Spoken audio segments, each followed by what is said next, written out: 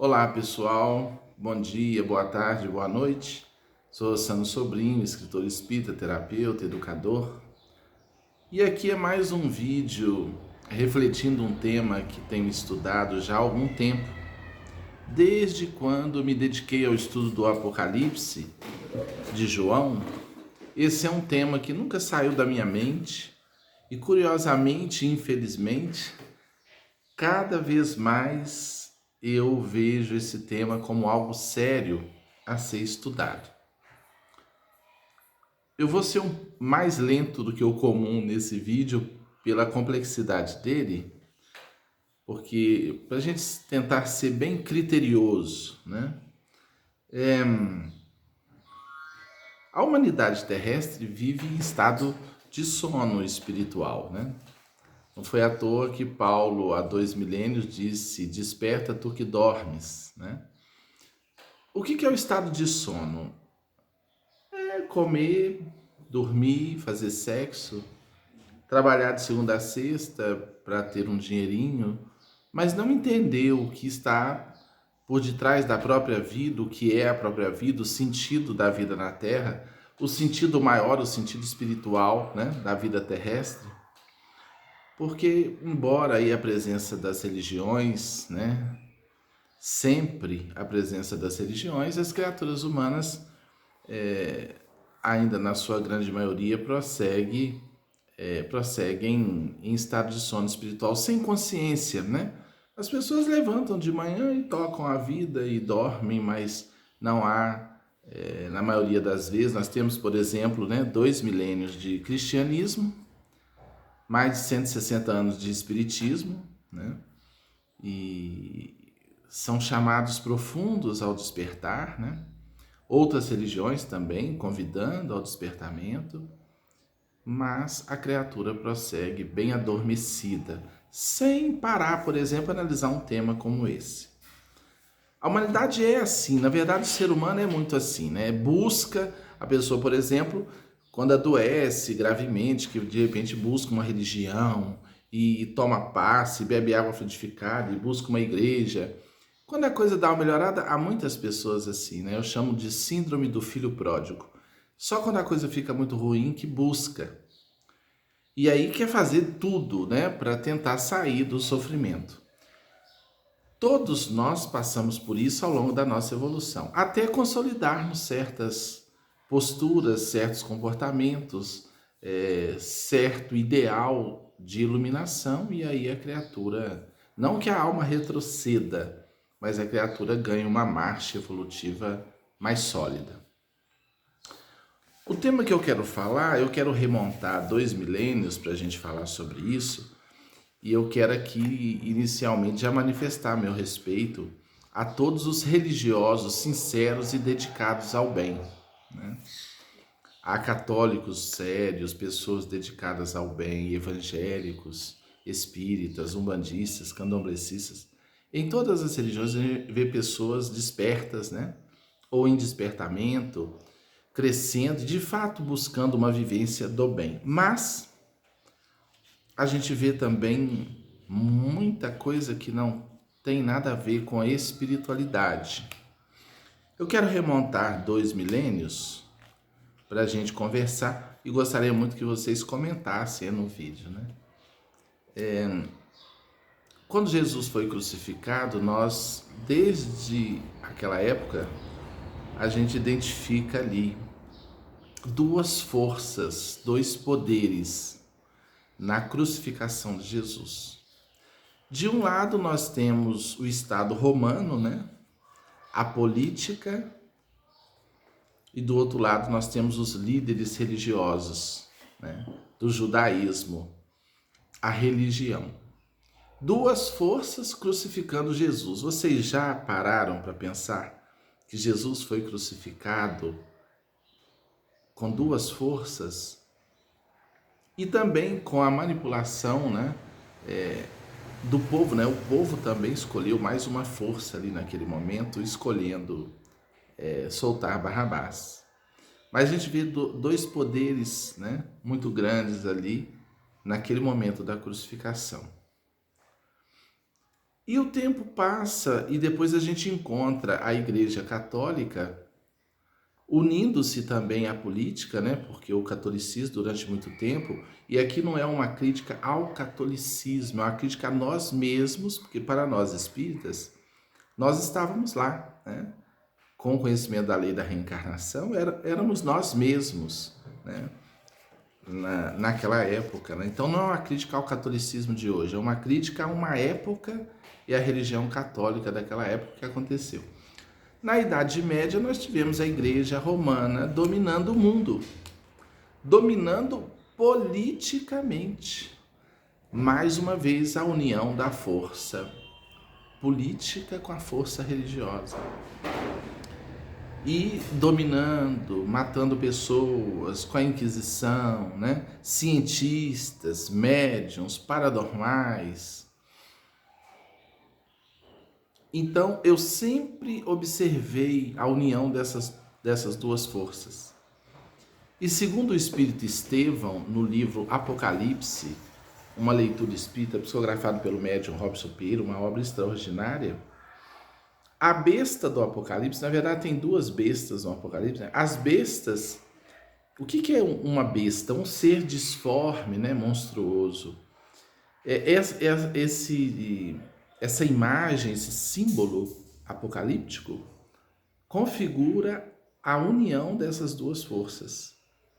Uma força temporal, a política, e a força religiosa, configurando um ser disforme, né? Como se desviasse a finalidade.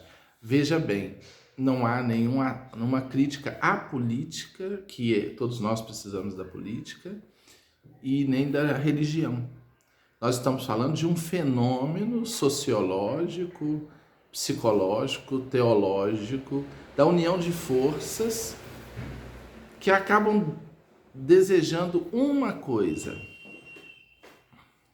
domínio, controle e poder, né? Domínio e controle, poder e controle.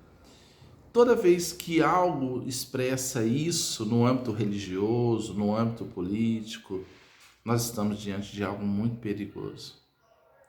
Domínio e controle. Toda seita, por exemplo, é caracterizada sobretudo por isso: o domínio de pessoas, através do medo, da imposição, né, da manipulação. As pessoas são arrastadas. E curiosamente, agora a gente identifica muito facilmente essa nova manifestação da besta apocalíptica, né? Quando a gente vê grupos religiosos objetivando o poder político, hoje há até um nome para isso, né? A teologia do domínio. Então, se você é cristão, muito especialmente, né? Agora vamos afunilar aqui, e você percebe a busca pelo controle social, a união dessas forças. Você, onde está acontecendo? Está aí. Há sinais contundentes disso, e no mundo inteiro. Há sinais aparentemente pequenos, as pessoas vão olhar e falar: o que tem isso? Nada a ver, né? Por exemplo, em São Paulo, a polícia militar tem se reunido, feito reuniões no templo da Universal, da Igreja Universal. Tem até policial se rebelando, procurando a justiça, discordando. O cara é católico, ele tem que se reunir dentro do templo da Universal, com reunião coordenada por pastor. Quer dizer, o Estado é laico. Será que a polícia não tem um ambiente neutro? Tem que ser dentro de um templo religioso? O que está por trás disso? Teologia do domínio. E isso é de um perigo. Eu quero ler aqui um trechinho no livro, um outro livro psicografado pelo Robson Pinheiro também, que é esse livro 2080. Muito interessante a leitura. É uma distopia esse livro. Distopia, qualquer representação ou descrição de uma organização social futura, caracterizada por condições de vida insuportáveis, com o objetivo de criticar tendências da sociedade atual ou parodiar utopias, alertando para os seus perigos. Esse vídeo aqui é um vídeo alerta. A gente fala assim, mas qual o perigo que há por trás disso? O perigo de perdermos a liberdade. O perigo de não poder manifestarmos as nossas crenças. O perigo de acabarmos com a diversidade. Porque se o Estado se une à religião e define, e os outros que não rezam segundo aquela cartilha religiosa? Você não, isso pode acontecer? Claro que pode. Nós vemos aí, né, forças muito sombrias em todo o mundo tentando se levantar novamente de controle, de domínio. Então você que é religioso, analise isso, né? Olha esse texto. Quero ler para vocês aqui um texto. Um personagem da obra com o seguinte discurso. Dentro da história aqui, é uma história que fala do futuro, um personagem levanta, um religioso, e diz: temos de tornar este um país evangélico. O governo deverá ser composto pelo povo de Deus. Qual é o povo de Deus? Então a gente tem que levantar perguntas, né? É aquele que acredita no que eu acredito, na minha fé, esse é o povo. O outro não é de Deus, é do demônio. Então aí que começa o perigo da história, né? Não podemos tolerar mais. Intolerância sempre presente nesse processo. Em nosso país, a existência de adoradores do diabo, do inimigo das almas. Então, sempre é assim. Aquele grupo é portador da verdade, né? São os filhos de Deus, e os outros adoradores do diabo. No próximo dia 15, mostraremos ao mundo que esta nação é do Senhor Jesus. Eu já vi legendas assim, até em minha cidade. Espera feliz é do Senhor Jesus. Parece algo lindo, né? Mas, nossa, que maravilha, é de Jesus. Mas o que representa na cabeça de algumas pessoas esse é do Senhor Jesus? É que somente está certo quem reza segundo aquela cartilha. É isso mesmo, é preciso ter coragem de falar e de raciocinar. Não é desrespeitar, mas quantas religiões há numa cidade? Quantas manifestações? E os não religiosos? Então, são coisas que parecem bonitas, elevadas, mas que não são. São muito perigosas. Coloca aí se você concorda, se você discorda. É preciso, né, aprofundar o pensamento aqui. É claro, mas o que é Jesus? Não, Jesus é liberdade, é amor. Jesus não fala assim, você tem que me seguir, senão você vai para o inferno. Não, quem quiser vir após mim, tome a sua cruz, negue a si mesmo e siga-me. Jesus é um mestre espiritual, ele não está aqui pondo faca no peito de ninguém. Mas normalmente esse discurso oculta isso, um projeto de poder. E esse projeto de poder é, aqui está a verdade, os outros, né? Conclamava o pastor que era candidato à presidência da República no pronunciamento transmitido pela NET Cosmic. Como eu disse, é uma distopia, né? É uma história do futuro, né? Fazendo uma crítica das tendências que não são positivas. E realmente existe essa tendência na sociedade, né? Quantos líderes de tráfico abraçando religiões e continuam ali dominando, comandando, tem muita coisa nesses bastidores. Ao mesmo tempo era acompanhado nos rincões do país, naquelas localidades onde não havia acesso às transmissões instantâneas via wireless, que proporcionava uma conexão ultraveloz à NET Cosmic. Deixa eu ver mais um trechinho aqui.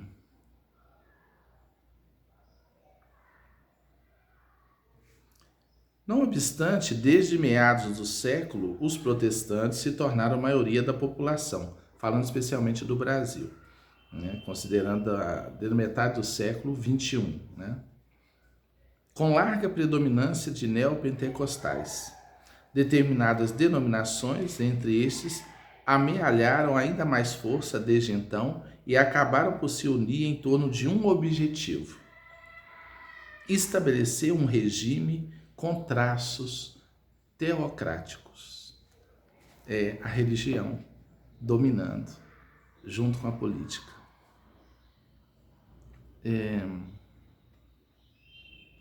Bem, tem muitos fragmentos interessantes na obra, mas o que se pode fazer diante disso, né? O que se pode fazer é conscientizar, divulgar um conteúdo como esse. Você que é evangélico, você que é espírita, você que é católico, você que é de qualquer religião. Se você percebe que líderes estão trabalhando para manipular, para engendrar ali um controle sobre a sociedade, de que todo mundo tem que rezar segundo aquela cartilha, um tipo de imposição, isso é preocupante, né? Isso é preocupante. Então a gente precisa sair da sonolência espiritual. Essas forças, eu repito, forças sombrias de controle, de domínio, elas estão aí, subjacentes na vida social, mas quando elas encontram uma brecha, elas eclodem. E a gente só vai perceber o quanto isso é negativo quando nossas liberdades forem afetadas. Quando nossas liberdades forem afetadas. Então, assim, é coisa muito grave, parece um assunto assim periférico, ninguém está tentando para isso, porque a maioria vive como androide, né? Levanta, trabalha, come, dorme, se relaciona, dorme de novo, mas não sabe que há um processo, né, sério acontecendo na sociedade. Então, atentemos. O que é o Cristo? O Cristo é liberdade. Há passagem bíblica dizendo isso, né? O Espírito do Senhor é liberdade, né? Olha a diversidade que há na Terra, o respeito a essa diversidade, a forma de cada um pensar. Tudo que limita isso é perigoso. E quando une essas duas forças, porque são ferramentas poderosas de controle mental. As religiões dominam há muito na Terra na base do medo, da ameaça, né? Eu atendo pessoas que sofrem com problemas emocionais por esse tipo de imposição, né? Se você não for à igreja, é o diabo que vai, você vai para o inferno, você vai aqui, vai ali. E quando isso se une a projetos sociais, é muito perigoso. Você que assistiu ao vídeo, comenta aí o que você pensa. Você percebe essas forças? Você acha isso perigoso ou não? Mas são questões seríssimas. Por trás de ditaduras, de certas posturas, né? Tem que fazer isso nas escolas, tem que ler tal livro na escola, tem que... Mas se a escola for laica, é do povo, tem que respeitar a pluralidade, a diversidade. Que imposição é? Não, porque isso é de Deus, aquilo não é de Deus. Eu me recordo, para fechar o nosso vídeo, de uma passagem linda que os discípulos de Jesus encontraram um homem fazendo um trabalho espiritual, expulsando uns espíritos, pregando. Só que esse homem não pertencia ao grupo de Jesus, ao colégio apostólico. Jesus é encarnado com um colégio montado, né? Quer dizer, os apóstolos ali, os discípulos, e tinha um cidadão lá fazendo um trabalho espiritual. Os discípulos o encontraram e ficaram com raiva daquilo. Eram proselitistas, né? Tem que estar no nosso grupo, aquele cara não está no nosso grupo, né?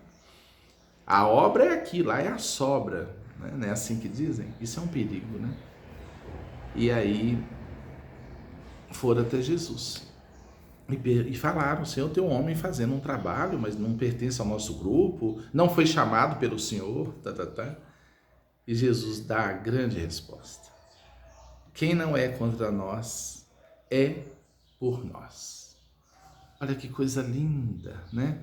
Que visão libertadora, de respeito às diferenças, à diversidade, à forma de cada um trabalhar. Eu preciso que você esparrame esse vídeo, que você comente esse vídeo, deixe aí sua opinião, ok? Muita paz.